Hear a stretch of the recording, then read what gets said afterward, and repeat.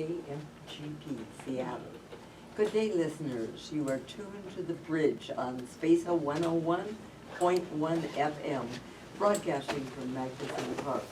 The Bridge is an hour-long interview program that connects you to your neighbors, to your community, and to life in the Northwest. We call our show The Bridge, partly because Seattle is a city of bridges. We have 120 of them, and they span communities and connect us one to the other. Hosting The Bridge are two former Seattle City Council members, Sue Donaldson and me, Jean Godden. The many-talented Donaldson wears three hats. She serves as our broadcast engineer and program director, as well as chiming in to ask questions. Sue, please tell us just a bit more about yourself. I will, but first I want to give a shout out to Jean for all her investigative research and scoping of questions for our show. She's a great journalist, and we are all the beneficiaries. Thanks, Jean. Thank you very much. I'm Sue Donaldson. I served on the Seattle City Council for 10 years, from 1990 to 2000. Before serving on the council, I practiced law and started a family. After the council, I taught at the University of Washington School of Law and at the Evans School. While in junior high and high school, I lived next door to Magnuson Park. For the past 32 years, I have lived only a couple of miles up the road from the park. And then there's me, Jean Godden. I retired from the Seattle City Council 2.5 years ago after serving 12 years. Before my political career, I worked as a city columnist, writing 4 days a week, first at the Seattle Post-Intelligencer and then at the Seattle Times. I now write an opinion column for West Side Seattle, a combination of 4 community newspapers on the west side of the city. Today, we are most fortunate to have with us photographer, artist, historian Paul Dorpat and his business partner, Seattle teacher, actor, and photographer Jean Sherrard. The two talented chroniclers cooperate on a Seattle Times Sunday feature known as Now and Then, and it features a picture from Seattle's past and a view of what that site has become today. The two photographers have authored a new coffee table book, Now and Then, the Historic 100. It's set to debut on Sunday. Appropriately, it is Paul's 80th birthday. The book celebrates the best of Now and Then and the beloved historian behind it. Sue, perhaps you'd like to read from a couple of the beautifully written blurbs about that gorgeous book. Yes, here's one from former Seattle Mayor Norm Rice. The beauty, depth, and rhythm of Seattle are found in the hearts, minds, and souls of those who built, lived, worked, and played in it. I am thankful for this walk through memory lane and the reinforcement of our dynamic city. It gives us life and legacy. From former Councilmember Peter Steinbrook, now a Port of Seattle Commissioner. Like many, I have long been enthralled by Paul Dorpat and Jean Sherrod's Now and Then series in the Seattle Times. These lyrical vignettes reveal the many-sided Seattle story and provide a cultural portrait of our colorful and ever-changing cityscape. No other book about Seattle tells it better. I could hardly pull myself away. For Marie McCaffrey, who was a co-founder of History Link with Walt Crowley and Paul Dorpat, comes this. Paul Dorpat is the undisputed champion of telling the story of Seattle through photography. Paul's partnership with the contemporary photographer Jean Sherrard makes this book the jewel in the crown of the Seattle Now and Then series, a must-have for any collector of Northwest books. These are wonderful blurbs. Paul, you are indeed the beloved historian. Please tell us a little bit more about your early background. Where are you from? Well, every place I touch, does this work, this thing? Oh, I hope so. Is it working? I think maybe you need to get a bit closer. Well, I've been through a lot of places. I was born in Grand Forks, North Dakota, which was also beloved. And then I moved with my parents. My dad was a Lutheran preacher. He got what they call a calling to Spokane, Washington. I was there with the family, and then I went to Whitworth College for a while, as did Gene Sherrard, who's sitting to your left. Both of us went to Whitworth, although many years were between us. About 20 years, Gene? Pretty close to 20 years, yeah. Yeah. Can you hear Gene? Yes, I can. Okay. And then moved to Seattle in order to be in the big city and to garner kind of elasticity and energy that comes with living in such a place on the coast as this one. And so I've been here since mid-60s, right? Yeah. Mid-60s, Yeah. is it? Right. I remember the 60s. That's great. I bet you do. Gene- And I bet they even remember you. Gene Sherrard, he Hi, joined Sue. Paul, was it 12 years ago, to help him with the now pictures. Paul used to write essays using I, but he now uses we to honor that alliance. Tell us a little bit more about your background. Well, I actually met Paul when I was maybe perhaps 22 years old, and I was a young actor in Seattle working in all the different theaters, and I met Paul backstage at a Bumbershoot event. And of course, Paul was one of the founders of Bumbershoot as well, for those of you who enjoy our annual arts festival. And we kind of, I think we just bonded 40 years ago and became good friends. And in the mid-90s, Paul and I started taking videos at Bumbershoot, and we turned that into a Channel 9 documentary, 30-year history of Bumbershoot. And by 2004, we were working together more extensively. We worked on a book called Washington Then and Now, which was a state version of the column, essentially. How would you compare the state book with the one you've just done?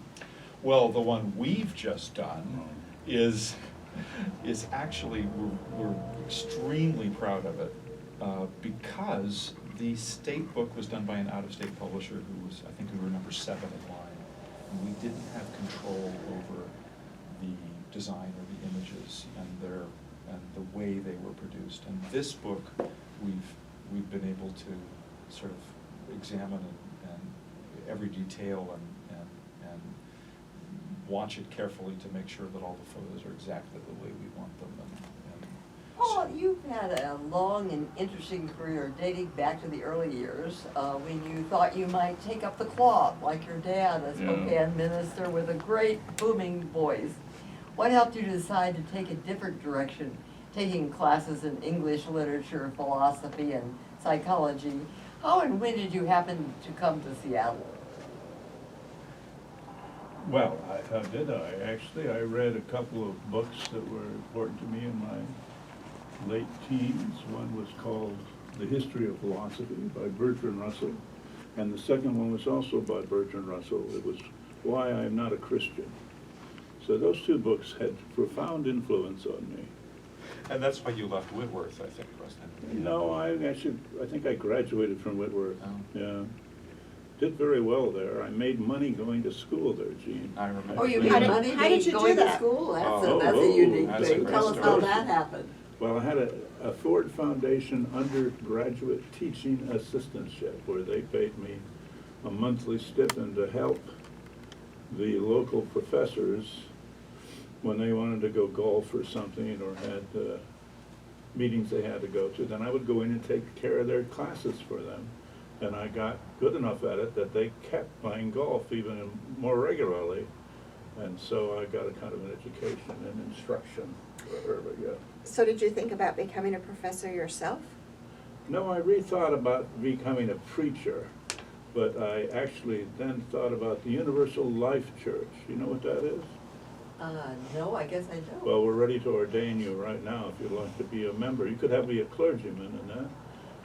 Oh, wait, I think. Gene, you're a clergyman, aren't you? No, I never joined the Well, Universal how Life come Church. you've never asked me? Well, I should have, but I remember it was, you sent in your $10 and you got back a certificate.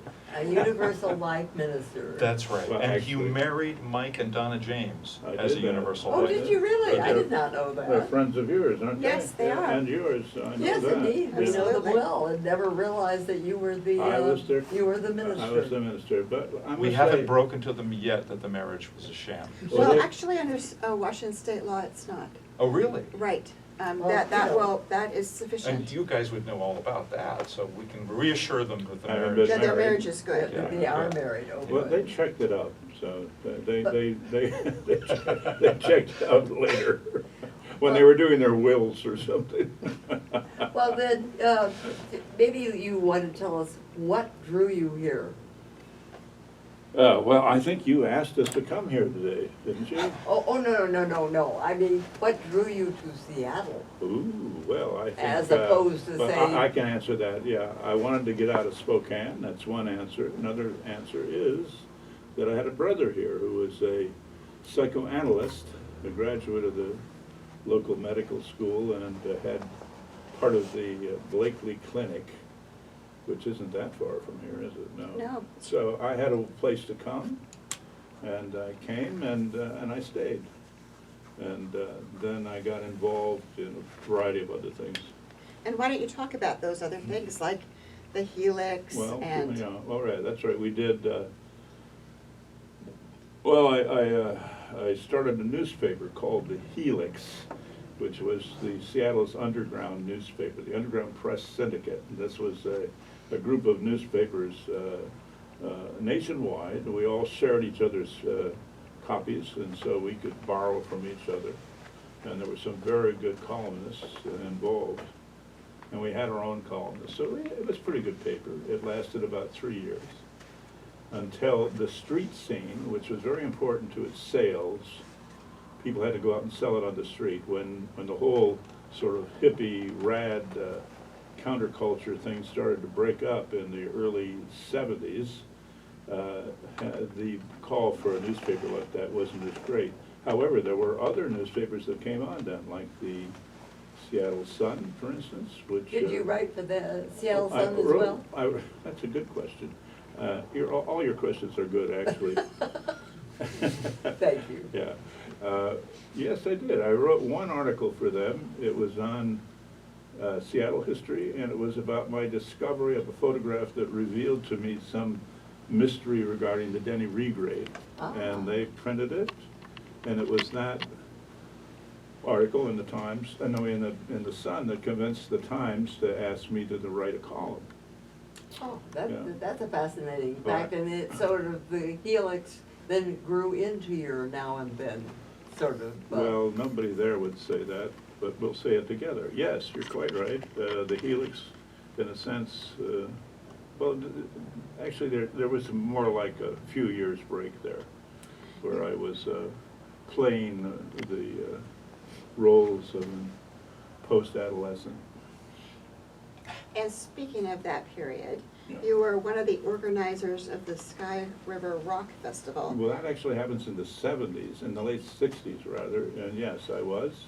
And its famous radio drop, piano drop. Piano drop. Will you talk about that? Yeah, we can. We dropped a piano from a helicopter, hoping to hit a pile of wood and gracefully missing it so that it wouldn't scatter like hickory shrapnel, and instead hit a nice soft piece of earth between the wood pile and the encircling thousands who had come to see it drop and make its noise, its last noise as a piano. Now this piano actually then wasn't very injured very much, and it was saved by somebody who brought in their truck, picked it up, put it in the back, and drove it away. And about 3 years ago, I got a call from the widow of this guy saying, the piano's here and you can have it if you like it. Well, I grabbed it, took it home, we put it in a friend's garage, and it's ready to come out pretty soon as a concert instrument, probably with the Jack Straw, you know Jack Straw. Oh, yes, indeed. Yeah. You mean you actually are going to be able to play the famous piano that Not- dropped? Well, more like a harp. Well, You that, wouldn't play it with your, with keys, no, and also it's missing the bass register. register or something, you know, those things, what do they call those? Gene's a musician. I was a cellist, Paul, I don't know anything about A cellist, pianos. Well, he doesn't know A anything little about, different. he knows nothing about strings. No. Not Did that pianos. answer your question? Oh, yes, I think so. All right. But you know, about that creative and yeasty era, let's talk about what led you to first start cataloging Seattle's past. Yes. Was it that story in the Sun that you wrote? Well, I had started doing that before. I took an interest in it because a friend of mine from college, from Whitworth, Dick Moultrie. Now, wait. What? On the way here, Paul pointed to a Sandpoint building and said, I spent the night in that building Right. with a friend of mine. Was it Dick Moultrie? It was Dick Moultrie, yeah. So, not 10 minutes ago, Paul was pointing out Yeah. the location within 100 yards of us where he Isn't spent the that night with Dick continuity, Moultrie. though? And what building was that? I don't know. It's one of those several brick buildings that are along the way here, and they were used for living quarters. They're quite lovely, and so. Oh, one of the historic buildings Yeah, from yeah. Magnuson Park. Right, yeah. So he snuck me in so I could have a place to sleep, and I was just visiting Seattle. I think my brother was in Europe then, so I couldn't find a place to put myself down, and Dick did. But Dick had opened the Merchants Cafe on Pioneer Square, reopened it, and he asked me to help research it, and that's what got me stuck in studying regional history. Yeah. So that led you then from researching that to doing something more substantive? Well, yes, the actual Now and Then articles came with an invitation to the Times to do it for Pacific Magazine. The editor was Kathy Andrzejewicz. Oh, yes, in fact, she just retired just a very short time ago. She's been editor of that magazine for a good many years. Yes, she was editor all the time that I was there until the last 3 or 4 years. I was there, how many years have I been there, Gene? Gee, I don't know. Well, I'm no, I'm not add talking- it all up. I'm not talking to you, Gene, I'm talking to Gene next to you. Oh, that Gene. You know, it's Oh, I'm very sorry. confusing because my name Two is G's, spelled. and I guess we get confused. Our spelling is exactly the same, Gene. It's, That's it. It's confusing, because you spell them the same. That's true. Well, you know, it's a simple name, and it's just an easy thing to remember. Gene, I think we should talk a little bit about how you happened to become his photographer, bringing historic scenes into the present day. Well, I don't like it when you talk about him as being my photographer, because we're partners in this. Oh. And we just how do you did a book explain the together. chain? How do you explain the chain, Paul? What? Well, I've had a chain on my leg for the last 12 years. Uh-oh, we gotta change subjects now, because Okay. this is getting a little, Well, we can go on with lots of different subjects. I What think. chain is on your, Well, it's on my heart, Paul. I'm Oh, chained to that's you, sweet of you. heart to Thank heart. you. So very quickly, I want to answer a question that was posed, the penultimate question, which was how many years, and I can tell you exactly, and the date that Paul started, which was January 15th, 1982. And he has done almost 30, so this January will be 37th year. And he has done, we've calculated more than 1,800 columns.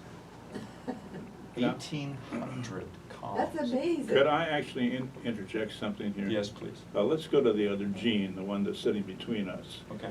How many columns did you do in the years that you were with the I PI and the really, Times? I don't know. And- I'd have to count them up, but about 250 a year.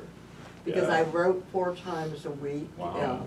52 weeks of the year, although I usually got a couple weeks off for vacation. Well, You that just got beat, Paul. Oh, You just well, I got beat you got badly whooped. by Yeah. anybody that worked there every day. I was a once-a-week freelancer. I think everybody appeared in Jean Godden's column at least once. I certainly She did. had bad taste. Well, I love that. It really, really does my heart good to know that I had the wit to include some very important people. But we Oh, still haven't found gee. out Everybody exactly wanted to be how interviewed by the two Gene. of you met and got to be business partners. We don't have any business really, do we? Only when you slap me. Just Really? Yeah, the brush off slap, isn't it? No, we actually started together, seriously, we began working on the Washington State book. And we really spent maybe 2.5 years putting that together, and that was called Washington, and now it's out of print. I have a copy. In fact, I was gonna bring it and have you sign it today and forgot to do it. It's kind of heavy. It is a heavy book. Yeah, I remember giving that to you because I gave it to you in the city hall, at your desk, Oh. in your office there. Ah. You don't remember a thing about it, do you, Gene? Because Well, you see, I should have had you sign it. Well, Why you- did I not have you sign it? well, because you're so busy when you were a city council person. Now you've got to. Distracted, I think, is more the word. You can lull your way through life now doing radio shows. I mean, really, that's well. relatively easy compared to all the responsibility you two ladies had as city council persons, right? Can I tell you a strange story about this? Oh, please We do. can't stop you, Gene. I know, Paul will try, but when Paul was 40 years old, before I met him, he stopped smoking on his 40th birthday and shaved his head. Wasn't it? No, shaved your beard. Yeah. This was a set of famous photos of Paul having his beard shaved, and what a handsome fellow he is. Famous.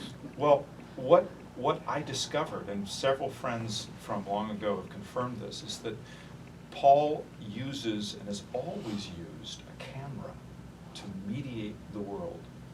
It's the perfect buffer between Paul, the artist, and the exterior.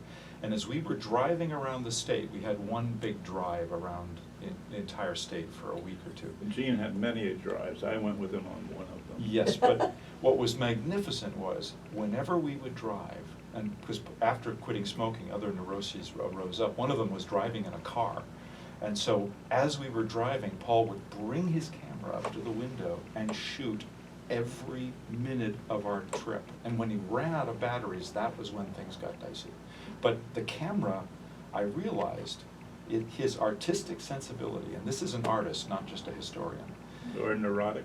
And a neurotic too, yeah, no one would disagree with that. But Right. the camera provided this perfect window onto reality for Paul, and he's interpreted everything using a lens between himself and the world. And that is a gift to all of us, because he has documented everything. It's just extraordinary to see the. Well, I understand you also documented your walks through Wallingford that way. With Yes, with that's true. the- They're very good. Why don't you talk about that? It's an interesting Are you through, phenomenon. Gene? Oh, Yes, yeah, yes. please. Okay. By all means. And about Fremont Bridge too, of course. Oh, well, that's, the Fremont walks were from my porch to my porch for 4 years. I took the same route and photographed pretty much the same subjects. Decided where to stand and kept standing there for 400 places. And kept the camera against my chest in the same posture, with my feet the same distance apart from each other, and my chin at the same elevation from the sidewalk. So I was able actually to make multiple copies, hundreds of them, of hundreds of locations, which were then suitably waiting for the next app that would come along and that could really create an animation out of them, which now is here. I mean, that we have that capacity to do that, but we haven't made the animations yet. We made a few just as a test. Ron Edge, a friend of mine, a Boeing guy, managed to make a few, but we'll make even better ones. So there you are. Those are the Wallingford walks. And the Fremont Bridge, tell us about that, Paul. Well, that's part of my phobic side. I've always been frightened by bridges, so I made a point of every time I went across that bridge of taking a videotape of the trip. Because again, as Gene said, and he's so right, I was preoccupied then with keeping the camera properly focused and pointed, and then I shot usually out of the driver's window. And when you put all those together, or some of them together, it's really quite a lovely stream of girders, you know, flying past. So that's a thing that you would want to mix with music that you might compose, yeah, or Gene might compose maybe. Listeners, it is time to pause for a minute during our interview with Paul Dorpat and Gene Sherrard about their new book, to remind you that you're listening to 101.1 FM, a community radio station. We would like also to stress that you can keep community radio alive by making a donation, any amount welcome. Check out our website at SPACE, that stands for Sandpoint Arts and Cultural Exchange, at 101.1.org. Jean, you also use the camera. Do you use it in the same way that your friend does to mediate the world, or how do you use Notice it? how she paused when she came to the word friend? My little friend. Gene No. is 6'6" tall. Yeah. so- No, I use it in a completely different way. I'm actually trained as an actor, and I was an actor in Seattle after graduating from UW. I didn't finish at Whitworth. I spent the last year and a half at UW, and went to the drama school. And so I spent many years as an actor, a teacher, and I still teach at a little school called Hillside Student Community. And after Paul, well, to put it in, to make the forgotten long your story question, short. I think. No, I've remembered. I'm trying to circle around with that. Okay. So after coming to the point of, in Paul and my relationship, where we were doing lots of video together, Paul was approached to do a book of Washington State repeats. And because we'd been working together for 4 or 5 years on other projects, he said, Gene, why don't you get a camera and learn how to use it and start wandering around the state? And so that was my baptism by fire. And I think that, and that's how we began. That's the doing first time outline I've stuff. ever heard this story. I thought that he was an expert. Oh. Now I learned that. Instead of the He's fact that actually you're an learning. actor. He Lies. actually is I an was actor acting. Very That's good right. point. Represents Very a good point. photographer. Well, actors learn to imitate, just about everybody. This was our skill set. So you want me to be a doctor? I've actually performed several surgeries, and no one knew the No one knew the difference. That's right. Uh, I performed one on Paul last week. Well, actually, you did, didn't you? It's a Yeah. scar right here. Yeah. So anyway, any more questions you guys got? Let me Oh ask my you. gosh, let me we've ask got a you- million more questions. Let me ask you a question. Okay. This is going to Gene, number 1. And Gene, why did you move from the Seattle PI to the Seattle Times? Oh, that's a long, long story. Make but it short. Mostly it's because they were laying people off at the PI, and they laid them off, according to the last person that was hired. Yeah. And so some of our young people would have been laid off if it hadn't been for those of us who went somewhere else. And at the time, I couldn't go to the Times because they had asked me to Yeah. earlier. And whereas I liked the idea of a morning paper, which the PI was then, rather than an evening paper, which the Yeah. Times was then, Yeah, nevertheless, it seemed like a good time to go from the PI to the Times, Now- even though I missed my friends greatly.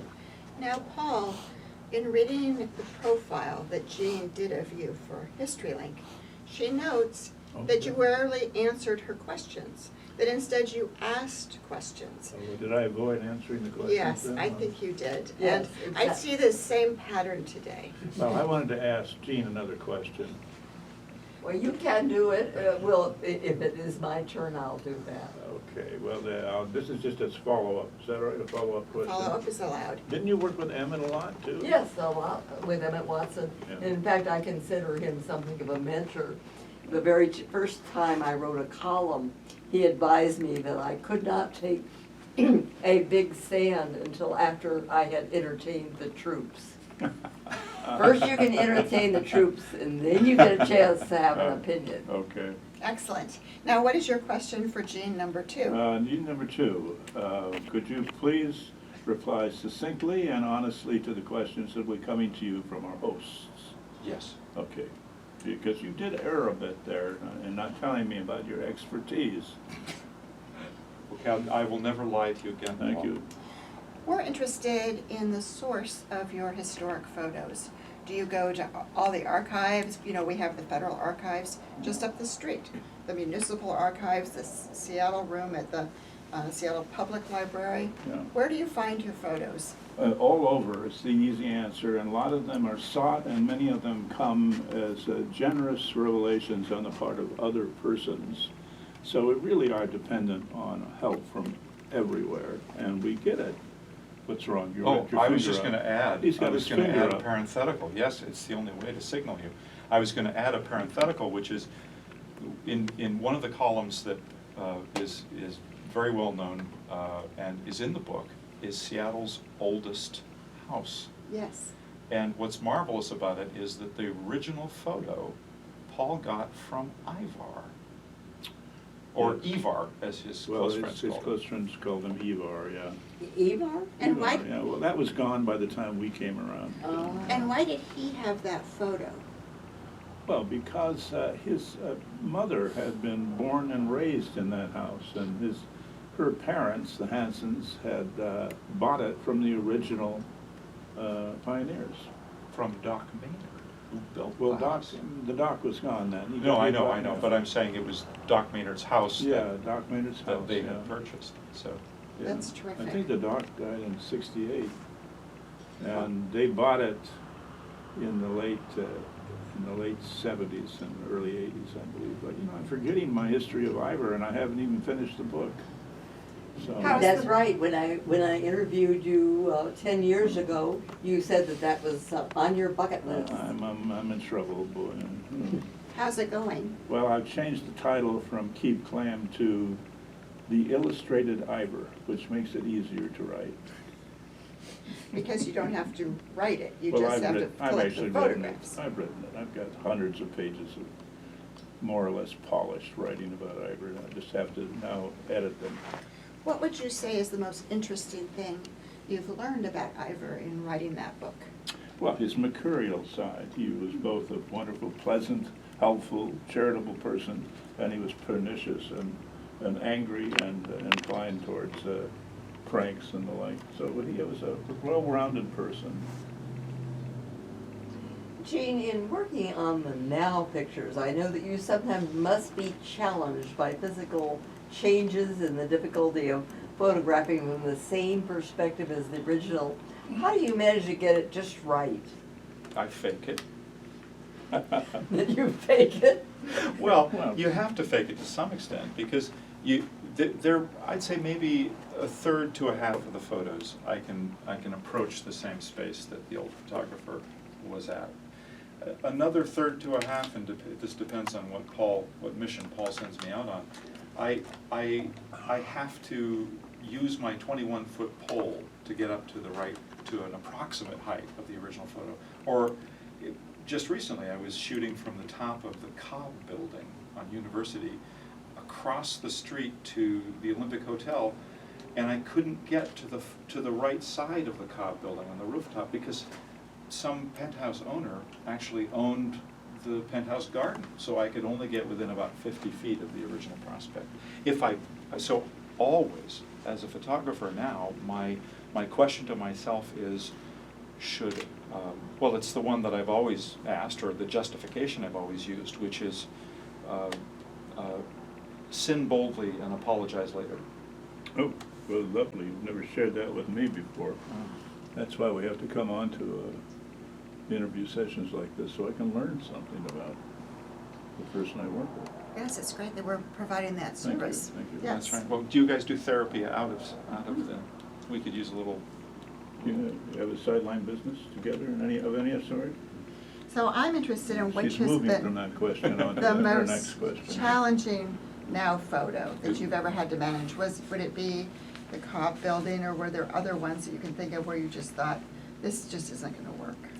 well, for me, there are some challenging photos, like usually they involve standing at the lip of a A canyon. 12-story building or a canyon trying to repeat.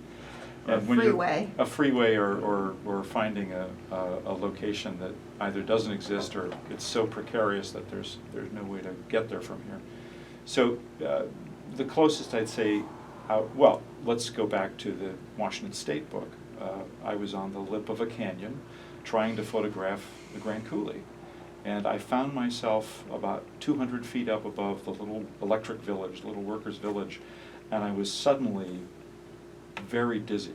And I began to topple and threw my camera back against the rock and leaned back quickly and caught myself. But that's probably the closest I've ever. Aside from that, in Seattle and in all towns, there's, as we know, there's about 10% of drivers who just want to run you down. And so I have to be careful when I'm standing in the middle of streets. Yeah. Did you ever find any mission that you were assigned to, Gene, that you decided that was just a no-go, that you just could not do it, it was impossible? Others have decided that for me. I tried to get, and shall we name names now? Sure. Yes. Okay, Well, I don't think so, really? but go ahead. Well, one of the great panoramic photos which we feature early in the book, and which Paul and I have lectured about for the last 12 years, is a photo taken in 1865, Paul, the panorama, the early panorama. 69, you mean? Robinson's? Robinson Yeah. and Samos's. Well, Samus is 65, Right. and Robinson 69. Yeah. And these two... Those are 18, by the way. Yeah, 18. These are two remarkable photos showing an early Seattle in a way that no one else, they are unique. They were the first. They were the first. And so when I returned there, I found that if I were tenacious, I could convince the director of the Bread of Life mission to let me up on the rooftop to retake that photo. And we had a historian director who let me do that until 2011. And today, and I send this out to the board of directors and the current director of the Bread of Life mission, they would not let me get up on their roof. That was the Bread of Life again? The Bread of Life Bread of mission. Life. And I'm always willing to accept your apologies and let.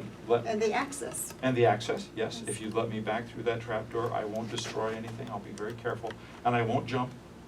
I'll just repeat a photo. But in lieu of that, I had to use once again my 21-foot pole to retake the most recent photo. They wouldn't let me in. So yes, there are people who have stopped me, but now I have my revenge, don't I? Maybe there's been some political changes in the intervening years In the last year. between the historian director and the difficult one. Maybe so. It could be they had some agnostic photographer who showed up and threw bon mots at, I don't know. Yeah. I can't Anyway, feel how we doing? Well, we've been talking about the pictures, but let's now talk about the stories.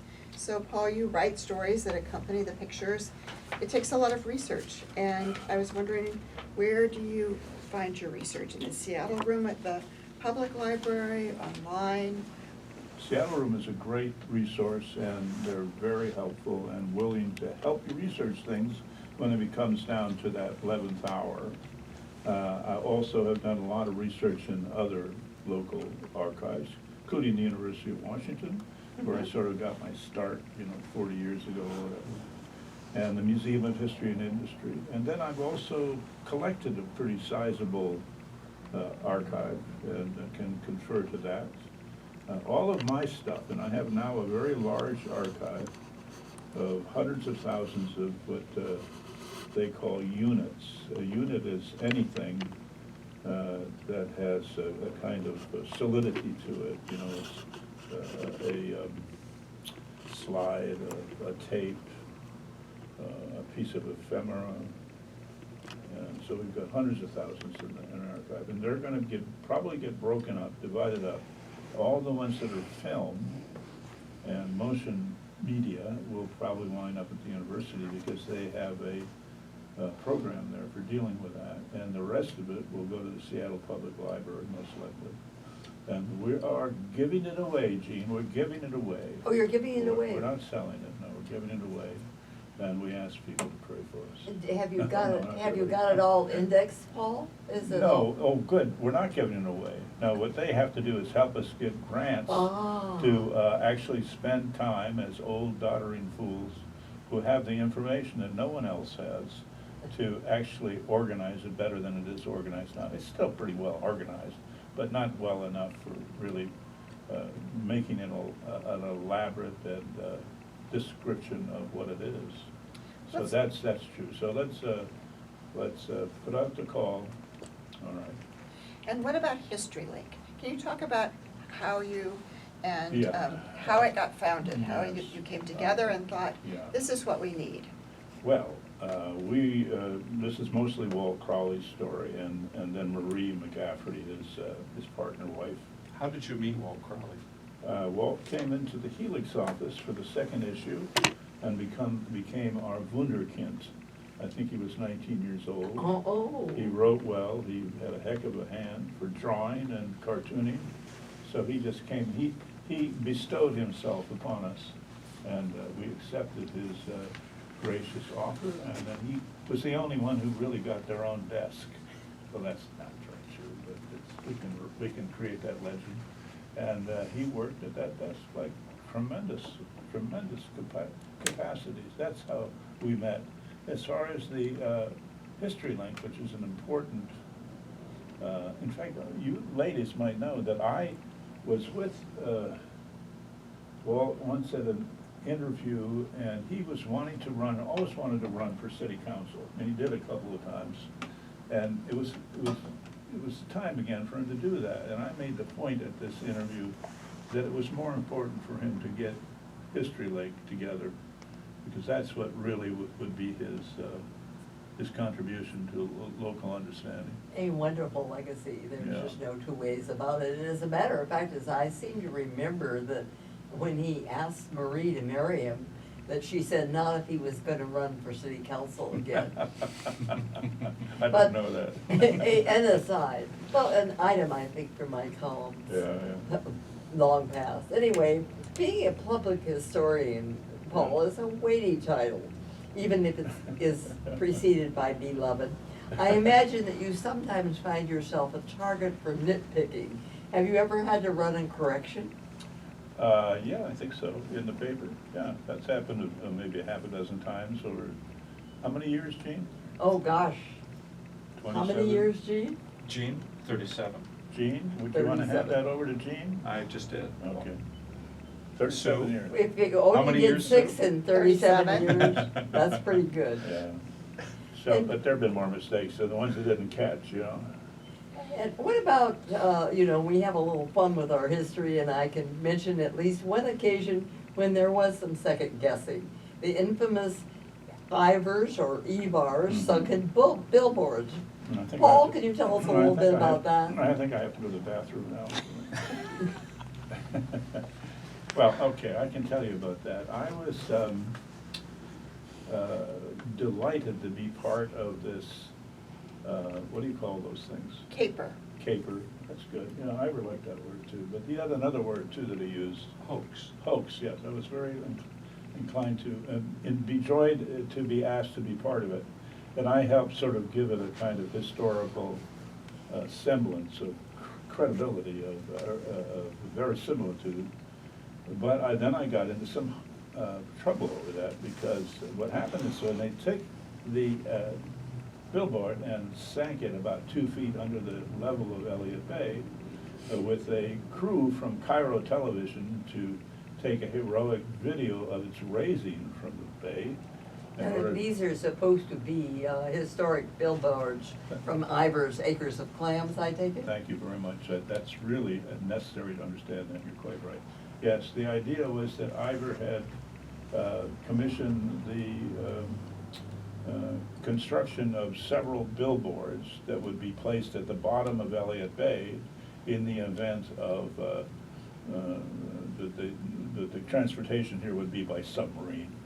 Ah. So they expected that at some point, You would super submarines see would be these- flying between Bremerton and Seattle, and they would have windows, and they'd have probably music, probably played by Ivor, and they would then enjoy these billboards. And some of them would list sales for Ivor's, like his clam chowder. So the one that came up, that's what it was. It was this clam chowder cost so much, and that it was a good deal. So what then Ivers did, once they were tricked by the Times, because the Times wasn't supposed to be the lead story on this, they had it all planned with Cairo Television, or it might have been Como, I think it was Cairo, and, but there was a Times photographer out on Elkey Point with his family, and he took a picture of them pulling the thing out of the water, you know, a few hundred yards offshore. And then he called his editor, and his editor called Bob Donegan, you know, and it went on from there. And then eventually I was the one who was described as the authority. So I had to elaborate on the lies that I had already made up. And this became a crucible on the shoulders of all the news that's fit to print. Because it was complained by some in the Times, although most of them were laughing, but some in the Times complained that this led the poor reporter into a fallacy or a falsehood. And I simply always responded, get a sense of humor. This is a hoax, for gosh. I mean, who would ever believe it anyway? And very few people ever did. But anyway, the Times had to put me in with a meeting with the head CEO, what do you call those, the general manager or the? Well, I would think it was called the executive editor Executive or editor. managing editor, maybe. A nice enough guy, but he did have the talent of being able to act both the part of good cop and bad cop in one setting. And so I had to have a meeting with him, and also with, remember, you'll remember the editors at Pacific Northwest or? Oh, indeed. Sure, they're not easy ones, you know. Andrzejewicz, I had meetings with her and a couple of others. And they were sort of threatening to get rid of me. But I said, go ahead, something like that. But they didn't get rid of me, did they? No, they No, didn't. you're It still turned there. out that you You're survived still that. there. I never thought that they would, actually. So Jane, when you think about the now photographs that you have taken, which ones do you feel most show the true look of the changing Seattle? Oh, boy. Well, this is a range, and I'm gonna send this over to Paul after I say something about Paul. I'm gonna misdirect. I can take it right now if you like. No, I want to say something about you first, which is that this 37-year odyssey that Paul has been on, and I've been on it for the last 12, but this 37 years that Paul has been creating this column reminds me of the great diarists of the past. And for all you English majors, Samuel Pepys wrote a diary of London. There are John Evelyn wrote a diary of the same locale. Paul has done that for Seattle, and if he were merely and I say merely advisedly, but if he were merely a historian regurgitating facts that he dredged up from one source or another and accompanying photos, I don't think the column would have lasted for more than a year or two. What Paul did, which is extraordinary, is to take his subjective vision of what this city was at the time, and over nearly 40 years come to understand many of these changes, and at least by understanding, perhaps nudge us in one direction or another. And so this is an extraordinarily special vehicle for community comprehension. Who are we? Where do we come from and where are we going?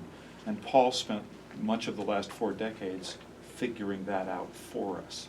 And so as we go back through this enormous body of work, he's actually created and I have to say it's a subjective view of the city. It's one man's vision of where we come from. He chose these topics and these subjects, and that's why he's been repeatedly acknowledged as a living treasure, because he's brought, and not only that, he's used this artistic sensibility, the photographic sensibility, and he's brought those treasures right back to us. So that's my deflection. Well, it's also, what you said is also very good information for selling books. Good for We're selling trying books. to sell these books, yeah? Well, we chose amongst the 1,800 columns. It was very, very difficult to winnow it down. We have 100 subjects, many of which over the last 12 years Paul and I have lectured on. So probably 2/3, 3/4 of them are subjects that I'm very familiar with because we've talked about them. And under Paul's tutelage, I've learned a lot about them. Another third to a quarter are just some of my favorites thrown into the mix, and they're so I have a little bit, because I have some favorites that from years and years over the years that Paul's created that I adore, and I've had a good time taking some of the repeat photos too. So why don't you tell us the top 5 favorites that you Oh, have? top 5. They're always recent, but I have to say, I'll tell you one, because it's a wonderful, it's a repeat that I absolutely love, and it's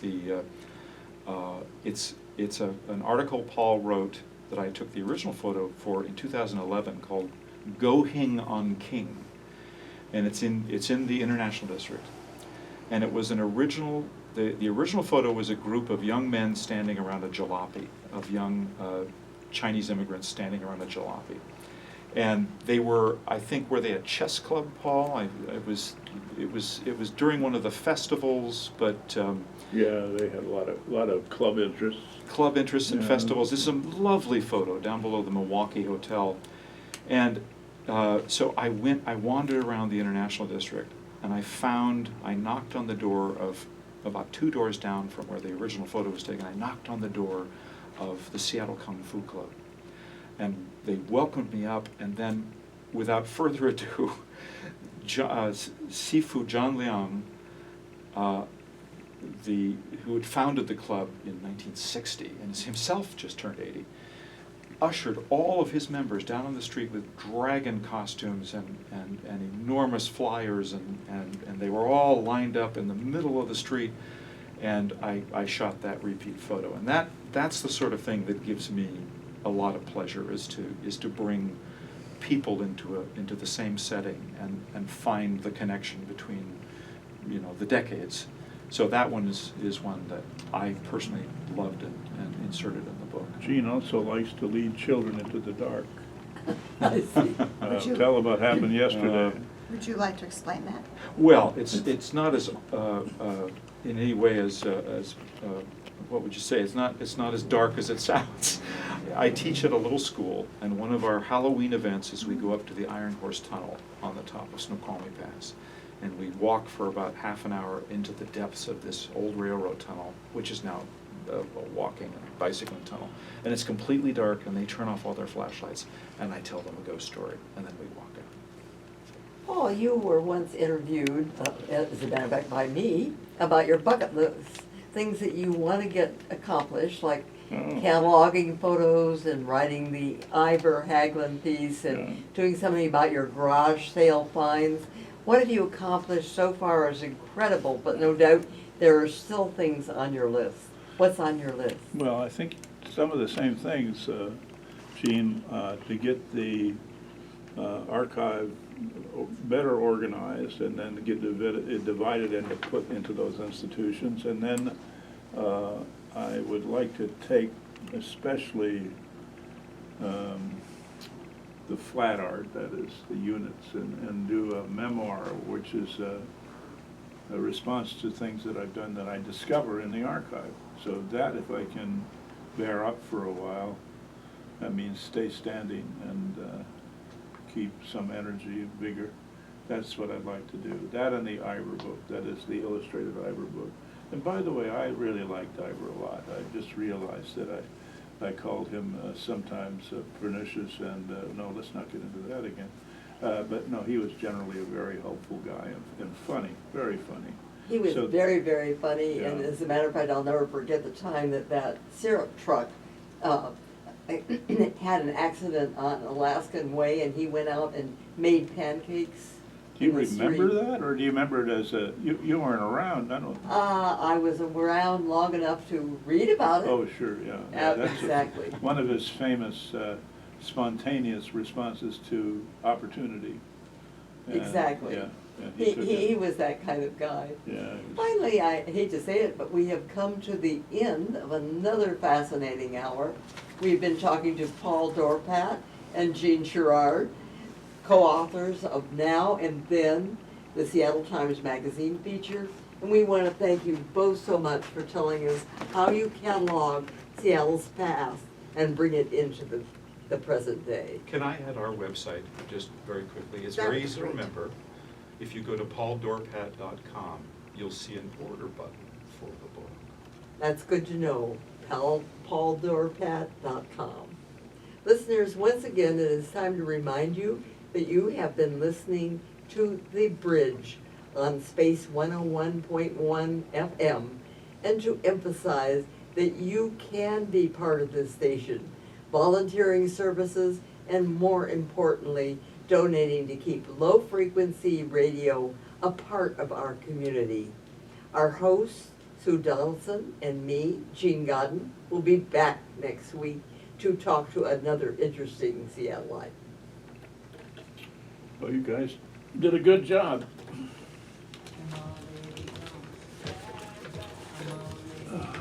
How long you been You doing guys this? did a great job. How You are long very funny. How long you been doing this show? You are show 30, I think. Wow. Weekly for 30 weeks. Wow. And it's just great fun. I bet it is, yeah.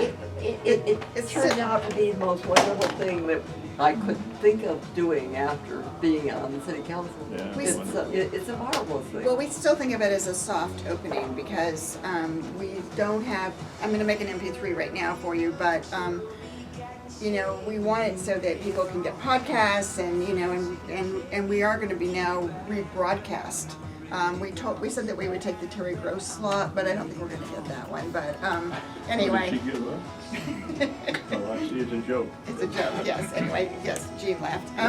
Anyway, so I'll make your MP3, but That's nice. it's been so much fun and so interesting. But thank you for coming on. I remember your years on the council, so. Yes, you know, I loved it and I think everybody should outgrow it. It's something you outgrow, huh? You should. And if Wow. you don't, there's a Well, reason. that should have been the question you asked Sue and Jean was, I remember Gene more as a columnist than I do. but I mean I about know the city people do council. remember me more as a columnist than as a, City and I council. ran, you know, 4 different times, so Right. you'd think that they remembered me more as a council member. Oh, But I still go into the grocery store and somebody says, I read you every day. And I say, well, it's really interesting, I haven't done it for 13 years. wow, I'm kidding. Wow. Yeah, well, Although I do write for the West Side paper, but I get to write opinion, yeah. That's nice. which is nice. Well, that means what And was I've got the a name lot of of Watson's? opinion. What the is name the of West- Watson's phrase? You've now reached the point where I have entertained the you've crew, entertained the troops. and now. What is the well, West Side paper? The West Side Seattle, and it's 4 It's a blog, community isn't it? newspapers. It's Burien, Ballard, Yeah. West Seattle, Okay. newspapers combined, Yeah, yeah. and you can actually get it online.